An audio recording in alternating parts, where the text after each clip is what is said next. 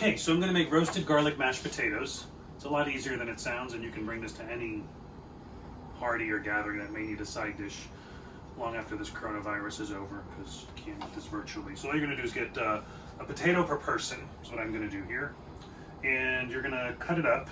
So you peel them, cut them in half, and then you want to cut them into even sizes.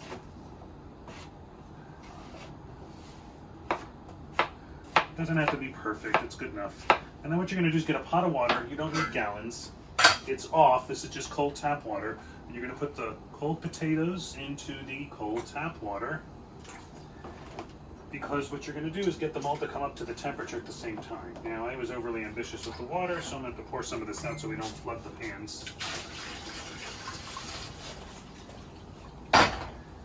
And then, once they're in there, turn the heat on and throw in some salt, and they will come up to temperature. Get it up to a boil, take it down to a simmer, let it go for about 10-15 minutes.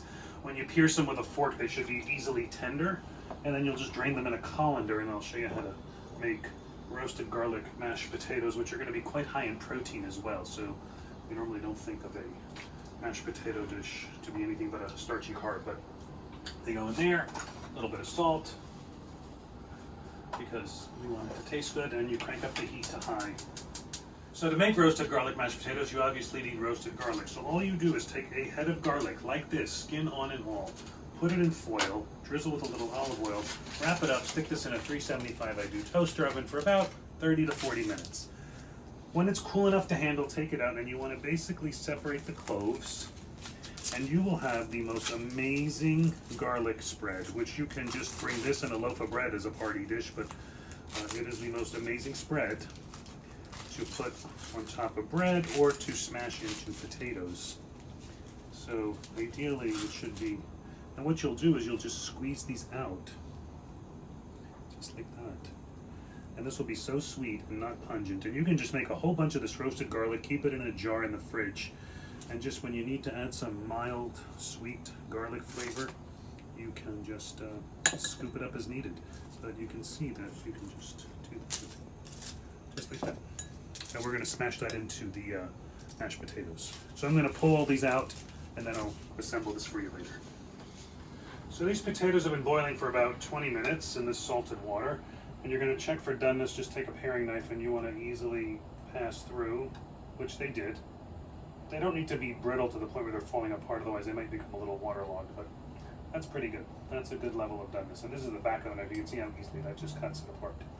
So what I'm going to do now is I'm going to drain these potatoes in a colander, and then I'm going to show you how to assemble this dish.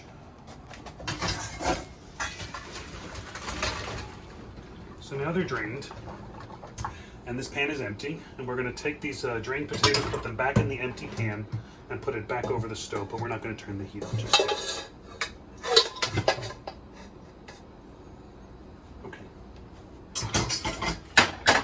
And what you're going to do is you're going to take your potato masher and just mash them.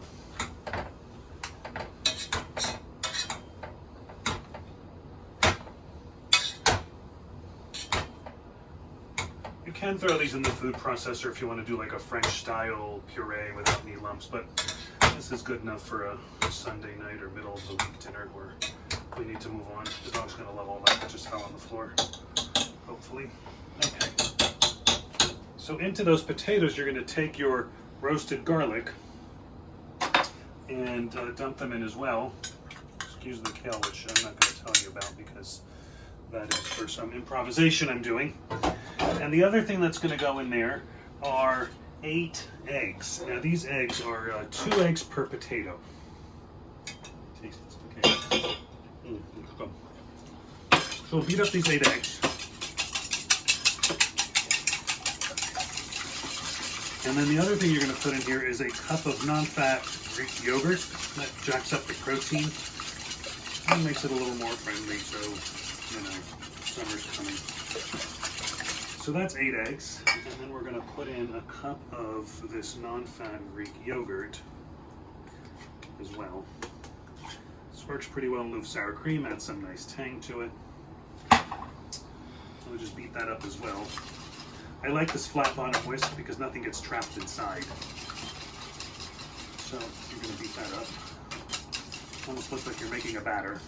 And then all of this with the roasted garlic will get poured into the potatoes, and then you'll continue to mash it.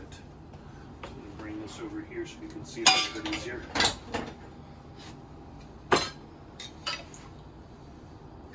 That's beaten up pretty good. Seeing small kitchens on all it's cranked up to me, but it's good enough. So just pour that into the potatoes, and you want to get to mashing pretty quick so that the heat does not give you a scrambled egg, but you're gonna mash and mash with the garlic. And then after this we'll try it and see how the salt is and the pepper. But basically, this is a fairly decadent, high protein, roasted garlic mashed potato.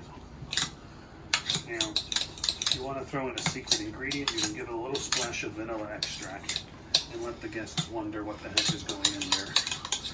I'm not doing it this time because I feel like it's kind of like something I do once a year. But here you go. This is it. So this is just 4 potatoes. So this can obviously feed like 8 people, or dinner tonight or lunch tomorrow. I'm going to clean off that spoon there. And then we're going to try it.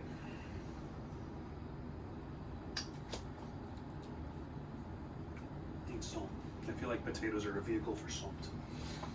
So, more salt. And then we'll mix it up and serve it. That's it.